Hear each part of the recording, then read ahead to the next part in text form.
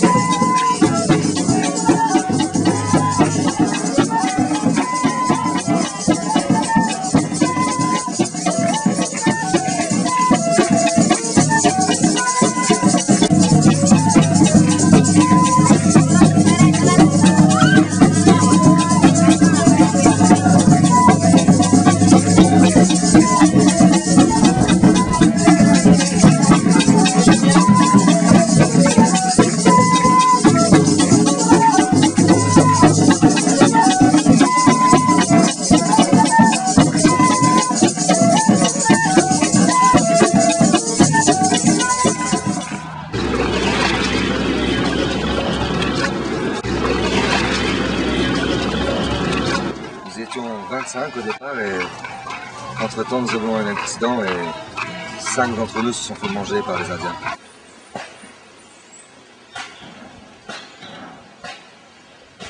Donc, il y a 32 ans, il y a une communauté ici qui s'est installée, elle s'appelle Eyadrua, ce sont des Mbera et des Wanan. Et ces gens-là ont depuis un an maintenant très envie de travailler sur la question du tourisme communautaire ici au Panama.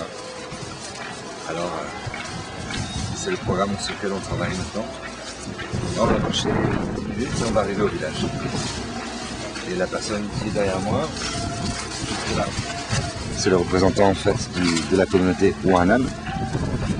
Parce que la communauté est divisée en deux parties, les Mbera et les Wanan. Et lui, c'est le représentant des Wanan.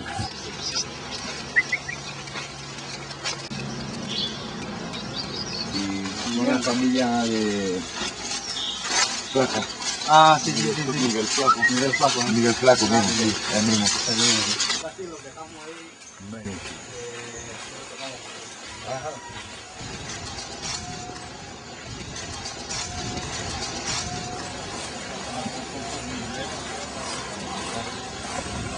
Une grande partie c'est la forêt vierge et une autre partie avec un deuxième fleuve et beaucoup de cascades. Et le problème qu'on rencontre avec eux aujourd'hui, c'est justement parce qu'ils doivent titulariser les terres et qu'ils n'ont pas les moyens de le faire. Mais ici pour eux c'est un territoire qui n'est pas inclus dans ce qu'on appelle un parc national. Alors ils ont la possibilité de faire l'agriculture, c'est pour ça qu'on voit des cultures de bananiers. Donc si on regarde tout le long en fait, de la colline, on va voir différentes cultures, on va retrouver des caféiers, de la canne à sucre, on va retrouver des bananiers.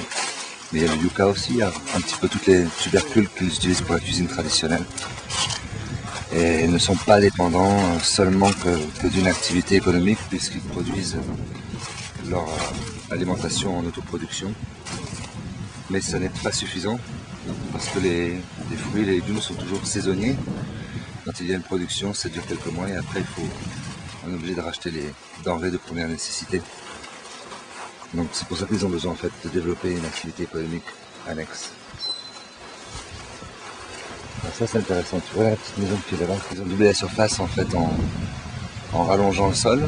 Il y a des supports en bois avec des bois qui sont très durs, souvent ce qu'on appelle les bois flottés, des bois qui ont été mouillés avant. Et il y a tout le sol qui est fait avec ce qu'on appelle la rila, c'est une écorce d'arbre qui est déployée sur le sol. Ça fait un sol qui est très souple, très agréable, même pour dormir ça fait un matelas presque. Et le toit en fait ils prennent des palmes de ce qu'on appelle le palmaréal, qui est le plus résistant et qui peut durer jusqu'à 15-20 ans avant de changer de nouveau. Et ils ont la chance en fait d'avoir une forêt qui va au-delà, c'est palmier. On va faire en fait qu'il n'y a pas de revenus ici, ou très peu, parce que les gens sont obligés d'aller travailler à Colonne ou sur la capitale. Ils ont des tout petits contrats qui leur permettent de travailler quelques semaines dans l'année et que ça n'est pas suffisant pour faire vivre les familles ici. Donc il est impératif qu'ils trouvent des ressources économiques liées au village et l'activité rencontre et tourisme est une des activités qui peut répondre à ce problème en tous les cas. Mais ça n'est pas le seul. Il y a un travail à faire sur l'artisanat aussi et probablement aussi avec l'agriculture et faire un peu plus de production que de l'autoconsommation. Estoy haciendo un pedido para poner la base de este. Primero se pone la rueda, después va subiendo escalada, escalada, escalada, escalada. De estos materiales se hacen 3 tipos de tejidos. Este, otra clase de tejido. Este se llama peinado. Esta es escalera. Esta es la que cuesta más porque lleva más tiempo en tejidos. Porque ella se va metiendo entrecalado así. Así encalada. Esto me lo dejo así.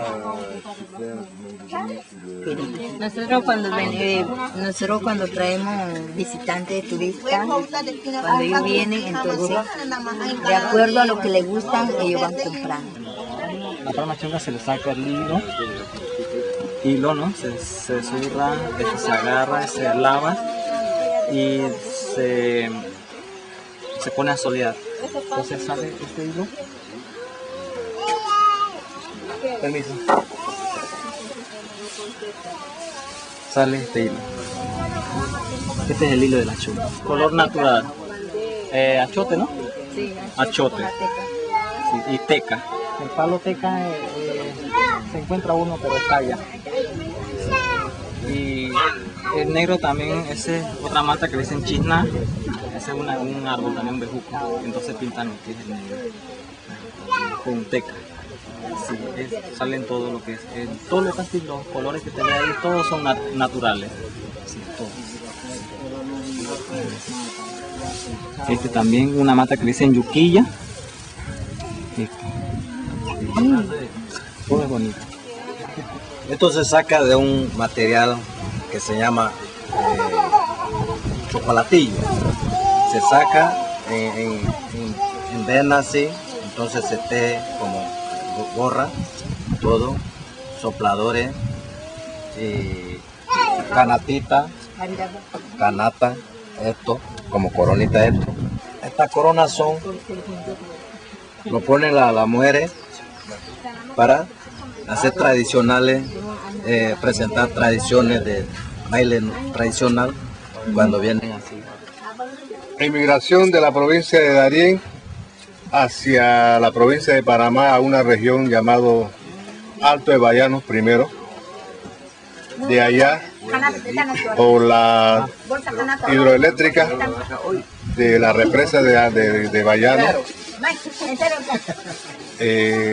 nos atacaron, no podía transitar río arriba, se convirtió en lagos, ya era muy difícil, entonces lo que teníamos, la tierra y todo, eso se quedó bajo el agua, así que tuvimos que venir buscando refugio hacia este lado.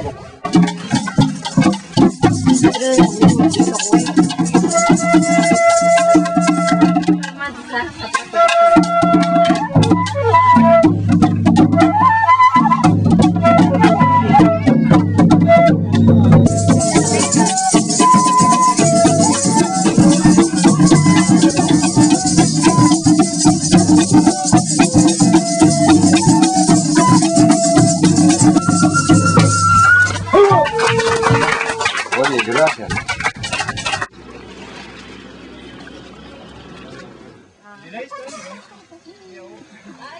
Bye, gracias. Balanza,